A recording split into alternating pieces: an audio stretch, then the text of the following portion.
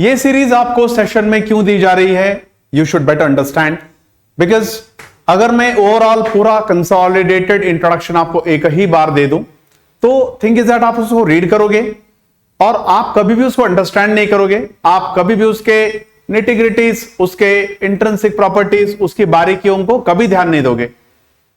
Interview में बोला जाने वाला हर पॉइंट पे आपका एक ओपिनियन बिल्डिंग होनी चाहिए, सेल्फ ओपिनियन बिल्डिंग होनी चाहिए। आपके ओपिनियंस को मैं नहीं बता सकता, राइट। फॉर एग्जांपल मान लीजिए कि आप एजुकेशनल क्वालिफिकेशन बता सकते हैं, लेकिन कैसे बताना है वो ज्यादा इंपॉर्टेंट है। If I have studied something, I can reveal what exactly I have studied, but what to reveal, what not to reveal is the major fact here.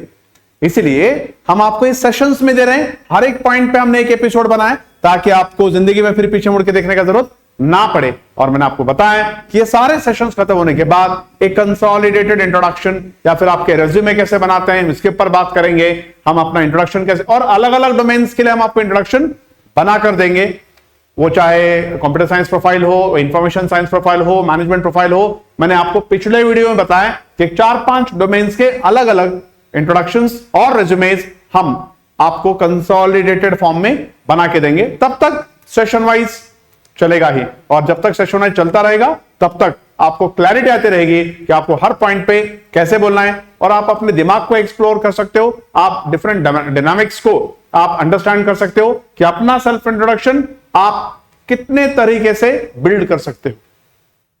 So communication skills with IIT को मैं प्रदीप कुलकर्णी आपको welcome करता हूं।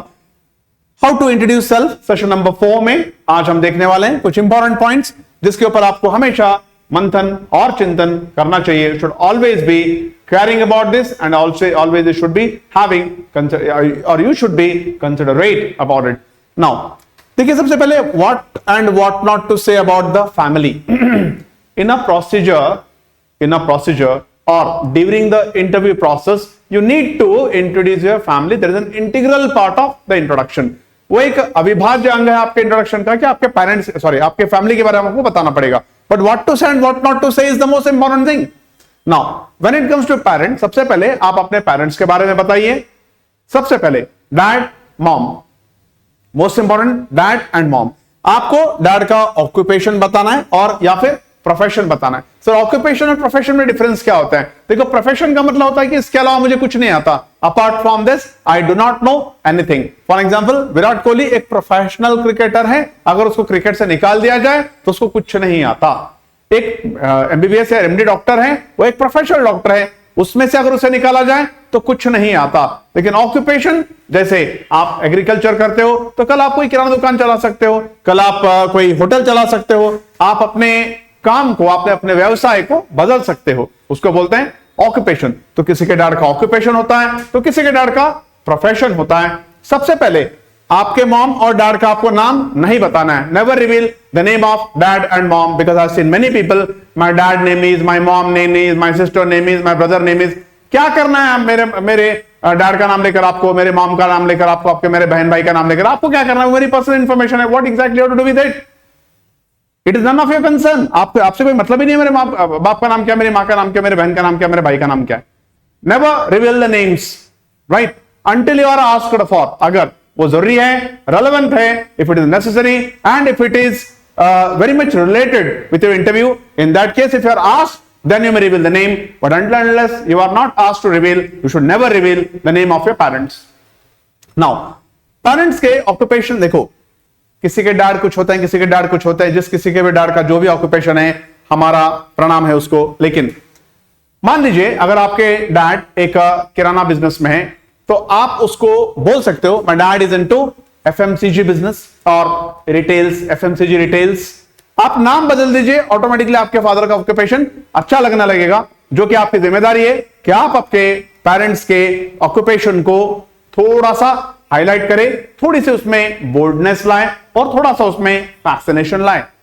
अगर किसी के daddy नहीं है, हजाम जिसको हम बोलते हैं, अगर हैं तो थिंक इज दैट आपको बोलेंगे मैं daddy runs a men's parlour, an exclusive men's parlour, he is a beautician, right और wrong? Men's parlour, he is a beautician.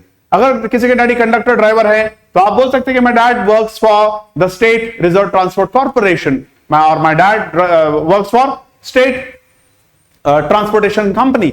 अगर आप मान लीजिए कि आप किसी के डैड ड्राइवर हैं, तो आप मत बोलिए my dad is a driver, आप बोलिए my dad is into transportation business.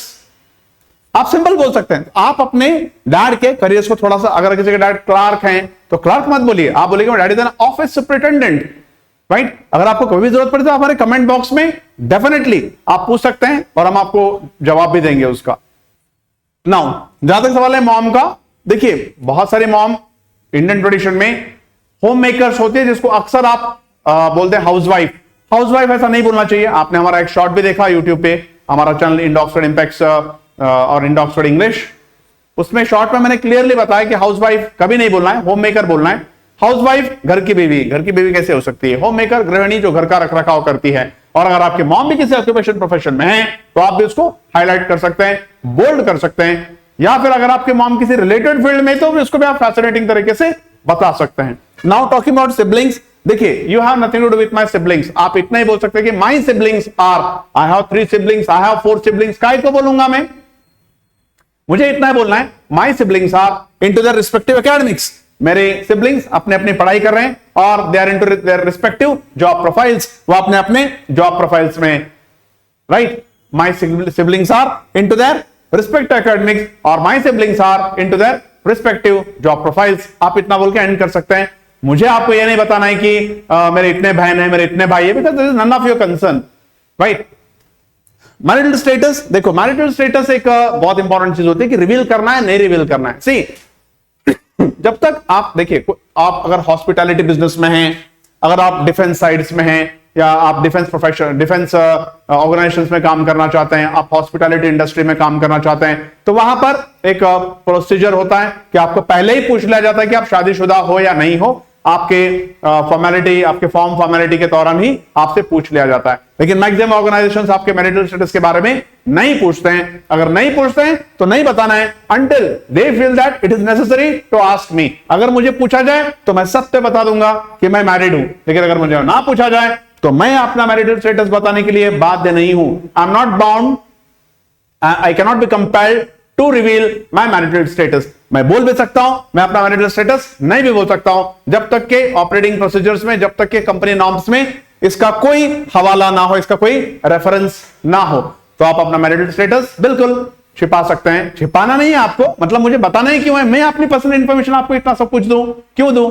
At the same time अगर आप इंटरनेशनल नॉर्म्स के हिसाब से देखो, आपको अगर अपने फैमिली के बारे में कुछ भी नहीं बताना है तो आपको बिल्कुल इस बारे में छूट है। आप अपने फैमिली के बारे में बात नहीं करना चाहते हो, लेकिन ऐसा करने से एक डेंट तो जरूर पड़ता है, क्योंकि अगर अपने फैमिली के बारे में कुछ भी नहीं बताओगे तो people will become suspicious that why is he not revealing anything about his family.